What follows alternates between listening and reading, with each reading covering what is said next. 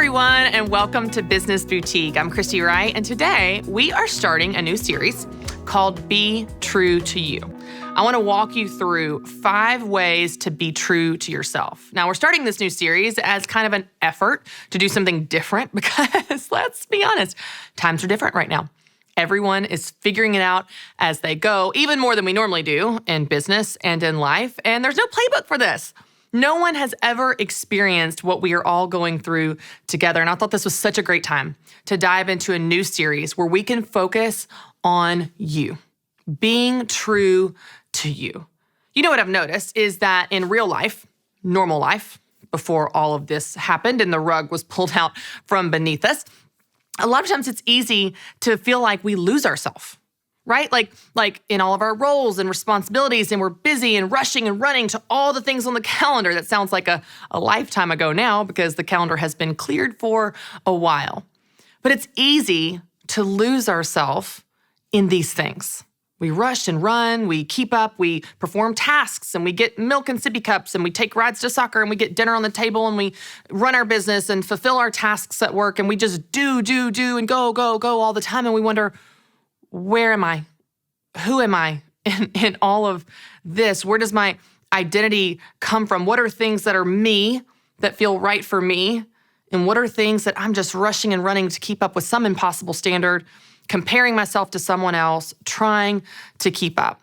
I thought, what a great time during this pause, forced pause that many of us wouldn't have chosen in this way, of course, but what a great time in this pause to think about what is true for you. What do you want your life to look like? What do you want your story and your world to look like? Because I don't know about you, but when everything crazy happened in this coronavirus and this pandemic, I had an identity crisis in the opposite way. See, I struggled to lose myself when life is busy, but then life is slow, and I still wonder, well, what things are right for me? And now I have all this time. What am I supposed to do with it? What's true for me and what's not? What are things that fit my personality, that are in line with my values, that are right for this life that I want to create, and which ones aren't? You know, you look at people on social media now at home, and when we have spent the last few months at home, and we look at how they're living their life. Oh, wow, they're organizing everything. They're getting on top of everything. They're cleaning out attics. They're starting all these new projects. Maybe I should do that. You look at other people, and they're like, hey, I'm just taking this time to rest, slow down, pause, actually be present, just be still, be quiet, read, all those things I never have time for when life is so busy. Well, maybe I should be doing that. Maybe I should be more present. Maybe I should, show up for my kids more and be more engaged at home. We still are wondering how we spend our time. We still are wondering which things are right for us. We've got this paralysis with so many options, whether our life is busy or still, we just are overwhelmed with the options of what to do. So that's why I'm excited, because we're going to start this new series of 5 ways to be true to you. 5 practical things you can do to discover who you are and what's right for you so that you can create a life that's true to you and your values and what God has in store for you. You know, I've referenced this before, but there's a book and an article that has really stuck out to me, and it's called The 5 Regrets of the Dying. And in this nurse tells this story of themes she saw in her patients that she cared for on their deathbed. So these are people in their last days and weeks of life. And she started noticing in caring for all of these people throughout the years that they all had the same themes of regrets. The number one regret that people experienced was, I wish I didn't work so much. Do you know what the second was? I wish I had lived a life true to myself, not the life other people expected of me. Now, so often we're busy rushing and running and keeping up with the day-to-day tasks that we never have time to pause, to reflect. What is that life? What is the life that is true to you? Not the life that other people expect of you. What does it look like? And how do you even take steps to discover it?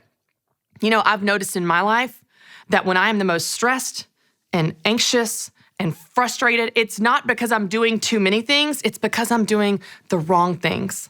the things that aren't in line with my values, the things that don't feel like me. And that's not me. It makes me think of several years ago when I became an official Ramsey personality, and they brought in a stylist to help me get it together, like fix my hair, fix my clothes, learn how to dress for stage or camera or media. And this woman came in, and she was very well-meaning, and she was very sweet. We've talked about this before, but she told me what I should look like. She told me what was me. She goes, "Oh, I know what's you. This hairstyle right here is so you." Y'all, it was a short, stiff bob. It looked like a news journalist. Now, I'm not against bobs. If you have a bob haircut, I think that's great. I think that is true to you. It's just not true to me. I like big hair, long hair, crazy hair, fluffy hair, wild, beachy curls. That's me, not a stiff bob. That's one example. But when we find ourselves in situations with haircuts that aren't us, or wearing clothes that aren't us, or doing things or spending our time, or in jobs or in businesses that aren't true to you, you feel stressed and frustrated and exhausted and anxious because you're not living a life that's true to you. But the opposite is also true.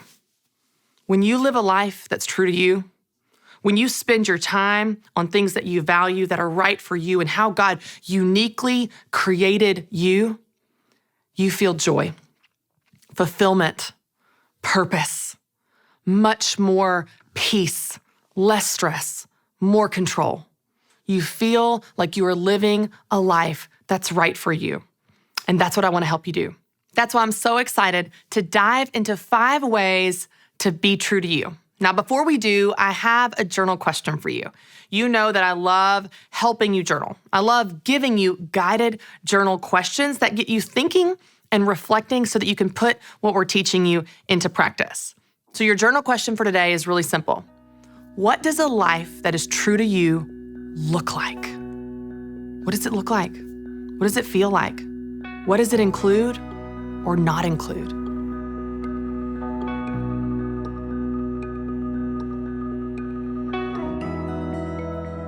As you think about this, I want you to write it down. Grab a notebook or a sticky note, it doesn't matter.